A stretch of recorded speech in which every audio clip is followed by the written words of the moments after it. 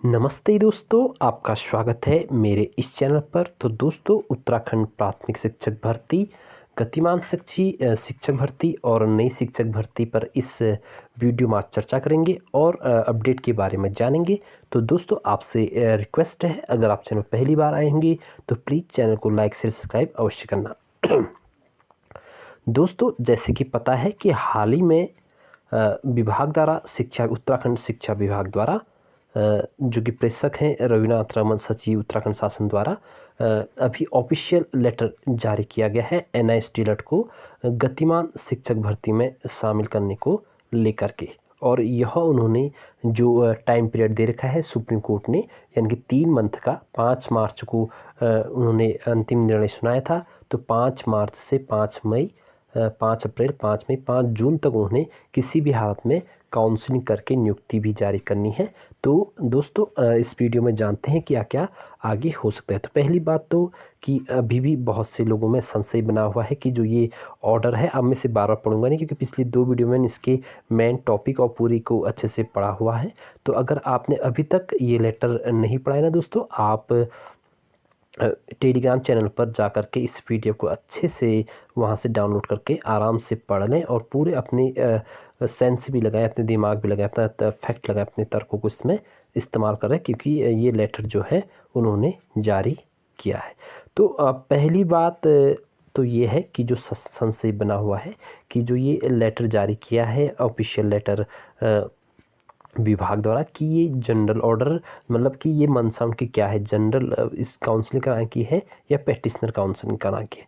तो दोस्तों, जहाँ तक इसको पूरा पढ़ने के बाद, पूरा अध्ययन करने के बाद लगभग जितने भी वेल एजुकेटेड पर्सन होंगे या फिर जिन्होंने भी इसको अच्छे से ठीक से अध्ययन किया होगा ना, तो आप इसे देखना किसी भी व्यू पॉइंट से ये कहीं पर भी इनमें ये कहीं पर भी नहीं लगा कि ये जो ऑर्डर जो ऑफिशियल लेटर है विभाग का, उनका मंशा है कि वो सिर्फ इसमें पेटिशनर को अलाउ करें, रिव्यू के थे या फिर जो ट्रांसफ़र पेटिशनर के लिए गए हुए थे उनके लिए अलावा, क्योंकि ना इसमें कहीं पर पेटिशनर की बात की गई है, ना यहाँ पर अप्लीकेंट्स की बात की गई है, ना ही इसमें जो 239 का जिक्र हुआ था ऑर्डर में उसकी बात की गई है। तो ये स्वाभाविक सी बात है, मतलब 90% कह सकता हूँ, 10% हो सकता है कि अभी भी कुछ हो जाए, लेकिन 90% ये काउंसलिंग जनरल होने जा रही है। यानी कि जिसने भी 2020-21 में जिन्होंने फॉर्म फिल किया था वो अभ्यर्थी इसमें पार्टिसिपेट करेंगे NIST के, और जिन्होंने 2021-22 में जो फिर 451 पोस्ट आए थे उसमें जिन्होंने फॉर्म फिल किया था वो लोग पार्टिसिपेट करेंगे, और जिन्होंने 2024 में अभी हाल ही में जो वैकेंसीज आई थी लास्ट में, जिन लोगों ने वहाँ पर भी फॉर्म फिल किए थे वो लोग भी इसमें पार्टिसिपेट करेंगे। तो लगभग जहाँ तक अभी तक जानकारी है, तो सारा डाटा लगने के बाद, मतलब कि उसके बाद भी अभी कुछ लोगों की यहाँ पर सर्वे हुआ है NIST के स्कूलों में, पता होगा आपके जो भी NIST से होंगे, तो इससे पता चला कि लगभग 800 से 1000 के बीच में अभ्यर्थी शायद 6th काउंसलिंग में आपको पार्टिसिपेट करते हुए देखने को मिलेंगे। तो दोस्तों, अब पहले तो ये मैंने आपको बता दिया कि जो ऑर्डर है दोस्तों, वो जो लेटर जारी किया है सरकार ने वो जनरली बना रखा है, यानी कि उनकी मंशा इसमें 90% दिख रही है कि वो जितने भी अभ्यर्थियों ने किया है, फॉर्म फिल किया है, उनको लेने के लिए तैयार है गवर्नमेंट अब 6th काउंसलिंग में। और स्वाभाविक सी बात है, लेगी भी, क्योंकि वहाँ पर कहीं पर भी ऑर्डर में 239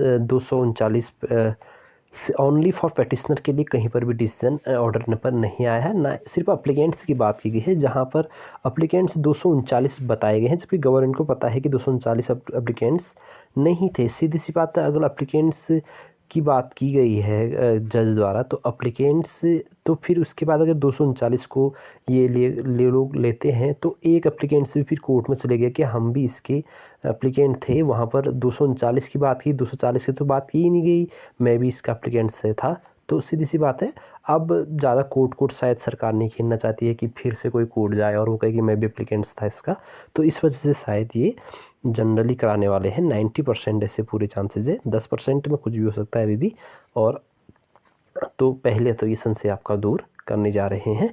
दूसरी बात कि अब ये 6th काउंसलिंग कब तक कराएंगे, तो इसको लेकर के एक क्लियर जो स्टेटमेंट होगा सरकार का वो आपको नेक्स्ट वीक, यानी कि नेक्स्ट वीक के अगले मंडे से 27 तक एक अच्छा खासा मतलब जो भी है इन्फॉर्मेशन मिलने जा रही है। ऐसा कुछ सोर्स के माध्यम से पता चला है कि कुछ ना कुछ आपको अगले हफ्ते में देखने को मिलेगा रिगार्डिंग उत्तराखंड प्राथमिक शिक्षक भर्ती। उसमें हो सकता है कि काउंसलिंग की डेट क्लियर की जाए, उसमें हो सकता है कि जो अभी भी एनआईएस डेट संबंधित संशय बना है उसको क्लियरिटी के साथ रखा जाए, या फिर हो सकता है कि कुछ और डाटा मांगा जाए, कि हो सकता है कि कुछ और यहाँ पर चीज़ें हो। लेकिन आपको नेक्स्ट वीक में कुछ ना कुछ न्यू मतलब लेटेस्ट अपडेट देखने को मिलेगी विभाग की ओर से, और वो जारी करेगा ऑफिशियली। तो दोस्तों ये थी सिक्स्थ काउंसलिंग की बात, और मैंने बता दिया आपको कौन कौन इसमें शामिल होने जा रहे हैं 2020-21, 21-22 और 2024 में जिन लोगों ने फॉर्म फिल किए हुए थे, यानी कि पहली बार आई थी लगभग 2200 के आसपास वैकेंसीज आई थी वो वाले, दूसरी बार 451 के आसपास वैकेंसी थी वो वाले, देन लास्ट में 2900 के आसपास वैकेंसीज आई थी वो वाले लोग इसमें पार्टिसिपेट करेंगे।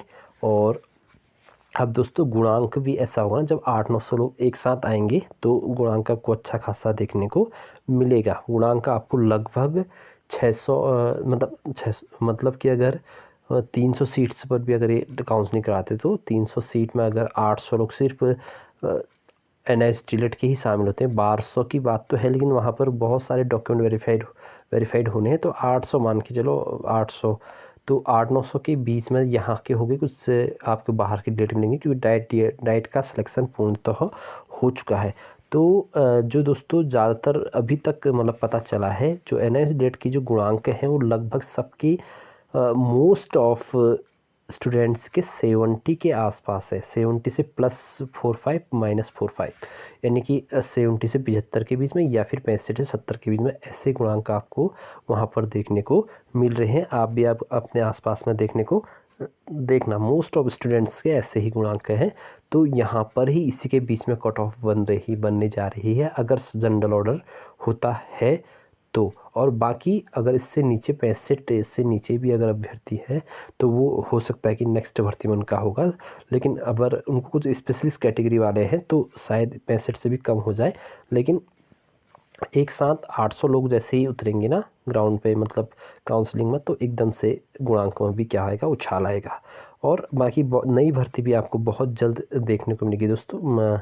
ये कौन सा महीना है, ये आपका चल रहा है अप्रैल यानी कि मई जून या जुलाई में आपको नई वैकेंसीज देखने को मिलेंगी। लगभग 2000 +200 ±200 के आसपास देखने को मिलेगी। जो भी बच्चे कुछ रह जाएंगे वहाँ पर भी उनका सिलेक्शन हो जाएगा। और एक और बात कि इसमें ना ये जो विश्वनाथ की टीम विश्वनाथ जी की टीम जो सुप्रीम कोर्ट गई थी ना, वहाँ पर एक पॉइंट बहुत सभी लोगों को खलेगा, ये खलेगा कि जो फिफ्थ काउंसलिंग अंडर रखी गई थी हाई कोर्ट के माध्यम से, फिफ्थ काउंसलिंग को कोर्ट के अधीन किया गया था, वहाँ पर ये अधीन का मतलब कि अगर कुछ दिक्कतें आती हैं, अगर ये मान नहीं पाए जाते हैं एनआईएस डिलेट, तो फिफ्थ काउंसलिंग को रद्द करके उस फिफ्थ काउंसलिंग को भी इसमें शामिल, उसके पोस्टों को भी एक साथ शामिल करके एक साथ काउंसलिंग करने की बात हुई थी।